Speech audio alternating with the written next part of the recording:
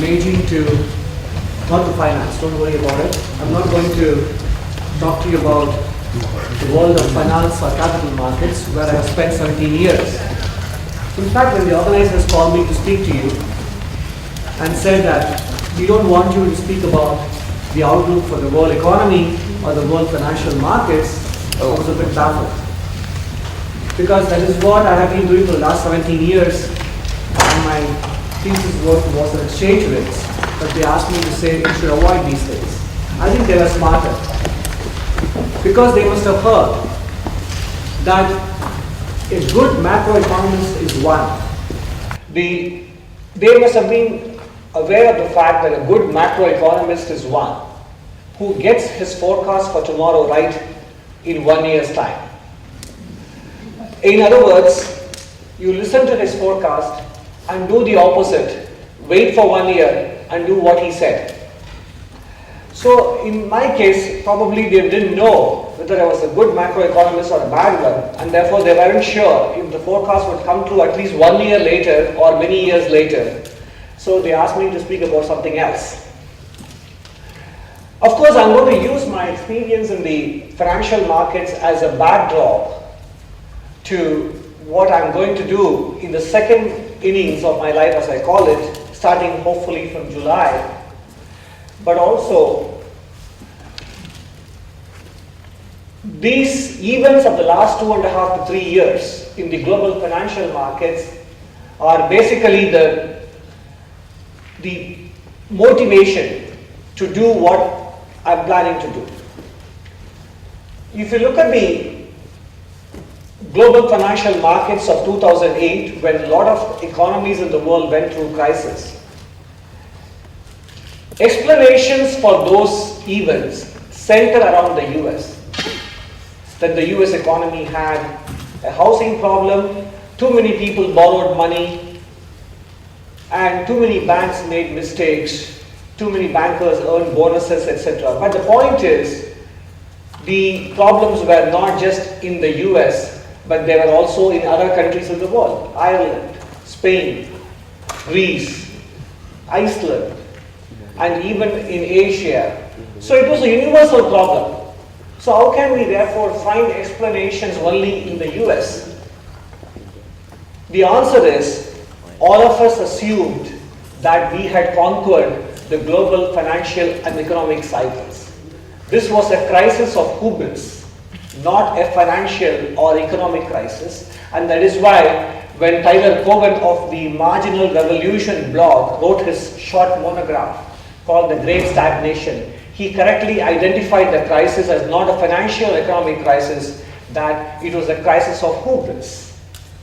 That all of us assumed that the risks have been conquered or diversified away, and basically we said we are now achieved the state of nirvana. Economic growth, low inflation was there forever. This was the crisis of ego. So, one of the three principles that I think this crisis has brought about is eliminating ego. And the second one is embracing acceptance. And with these two as the grounding principles, we have to explore meaning. Unfortunately or unfortunately, that meaning is usually absent in the corporate career. A corporate career provides means to livelihood, but seldom does it give us the option to know the meaning of living. So, why is it that financial markets or investing can teach you these things, eliminating ego? Let's look at all of us.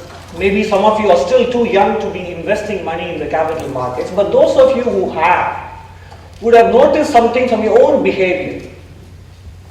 Whenever you invest in a particular asset, and let's assume due to bad luck that it drops in value since you bought it, do you decide to sell your investment at a loss, or do you stick on to it until it comes back to your original purchase price and then you sell it? Can you raise your hands and tell me how many of you do that? Do what? If you bought something, if it is at a loss, do you cut your loss or do you wait until it reaches your purchase point and then you sell it? Wait. You wait. Most of you wait. Why do you do that? Because one, of course, you would say, I don't want to incur a loss. But you know why? The real reason why we don't do that, and I was a hedge fund manager for 2 years between jobs, and I realized that is a lesson that you learn very, very hard when you are on your own putting money to work where your mouth is. We do that because if you sell something at a loss, you acknowledge that the original decision to invest was a mistake. And by selling it after the asset has come back to its original purchase price, that makes you feel good about your original investment decision. On the contrary, if something has recovered and has come back to your purchase price, you should let it keep going up, but you don't. You want to close it because you want to show to yourself that you didn't make a mistake. So it is about accepting the fact that the original decision was a mistake, and we don't want to do that. And that is why most of our portfolios end up with dead assets, and where we have made good decisions, we take profits quickly. You know why? If you take profits, you feel good about what you decided to invest in. That makes you feel good. That is why we cut our profitable decisions quickly and we retain our loss-making decisions for longer, which is the opposite of what investment theory would tell you. So essentially, investing is a very spiritual and a personal evolving activity if we understand its fundamental principles of why we behave the way we behave. In fact, we should realize that some people said, I got my forecast right, but the market was wrong. It's impossible, right? We are, as investment managers, we are marked to the market. The market, unfortunately, is not marked to us. Give me the serenity to accept things that I cannot, and the wisdom to know the difference. But before you try to initiate change, you don't know whether it is the right thing to work on to change or something to accept. That you will know only after you have tried to make an effort to change something, and then you know whether you succeed or fail. Therefore, you should modify this statement as saying, give me the courage to accept the consequences of my efforts, whether my change effort succeeds or fails. Same thing in the financial markets. Look at what the world is doing post-2008. Up to 2007, we were growing at a rate of 5% in the world. Between 2002 and 2007. Well, in fact, between 1982 and 2007, the world financial markets, by and large, in the developed world, performed very well. Yes, we had an Asian crisis, we had a Latin American crisis, and we had the 1987 stock market crash in the US, but by and large, those 25-year period was a good period for the world capital markets. And why? Did we pause to ask questions? Why there was a good period? Was it an exception or was it the norm? It was an exception because in that 25-year period, world interest rates were coming down. The developed world was not concerned about aging of its population. The Cold War ended, the German Berlin Wall came down, and commodity prices, the price of crude oil, the price of food items, they were coming down. Now, you list these items and try to check them today. Are these conditions present? The answer is no. The world population in the developed world, in the rich world, is aging. Commodities are in short supply.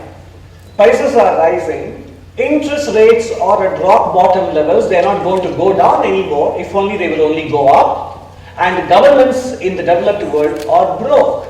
So how can we recreate the world of 1982 to 2007 when economic growth was easy to obtain without creating a rise in cost of living?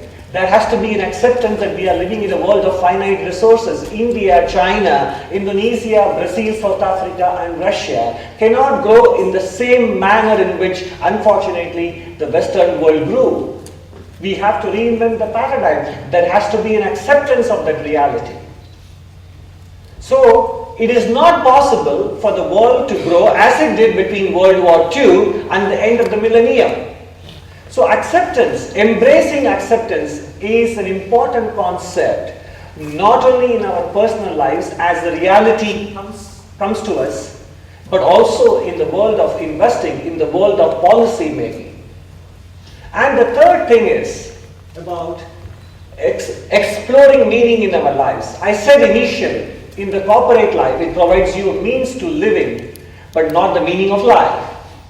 So, in my own personal way, I have tried to, going forward, I hope to engage, taking some time off from the world of capital markets, world of devising investment strategy, to engage in activities that permit us to explore the meaning of life, such as helping entrepreneurs find money for their risky ideas, which the banks would not lend, creating a public policy think tank to help connect the policy makers of the public, particularly in India. And the more important thing is to work with children through a friend of mine who has created a program to introduce them to life skills which educational curriculum does not teach. The UNESCO and the WHO have identified 120 life skills that children finishing secondary education, higher secondary education ought to possess, but we know that our curriculums don't teach them. Especially the important thing that we need to teach, if there is one thing that we need to teach ourselves and our children or siblings, is delayed gratification. That is very difficult to do so in the world of consumer credit cards, which basically propagates instant gratification. So only those who practice delayed gratification end up being stable human beings, being able to remain connected with the world and with their relations and friends. Eventually, they are the ones who achieve success with stability. So this program that a corporate philanthropist friend of mine has devised is trying to take these life skills to children by the time they finish their school education. Unfortunately, it won't be available in the standard textbooks that they learn. But important to remember that exploring meaning cannot happen in a fruitful manner unless we have also learned the importance of eliminating ego and the importance of embracing the concept of acceptance. So, finally, whether it is in personal life or in the world of finance or in the world of banking, I would like to conclude my speech with this one small anecdote that Sir John Bogle of the Vanguard Investments in the US, who pioneered the entire concept of mutual fund investing, told in his book. There was a conversation between the famous American writer and humanist Kurt Vonnegut and the author of Catch-22, Joseph Heller. Both of them were in a party hosted by a very rich private hedge fund manager. And Kurt Vonnegut asks Joseph Heller, this hedge fund manager, billionaire hedge fund manager, would make more in one day than what you would make in your life from the book Catch-22. Joseph Heller said, I have one thing that he does not have, and that is enough. Thank you, ladies and gentlemen. Have a good day.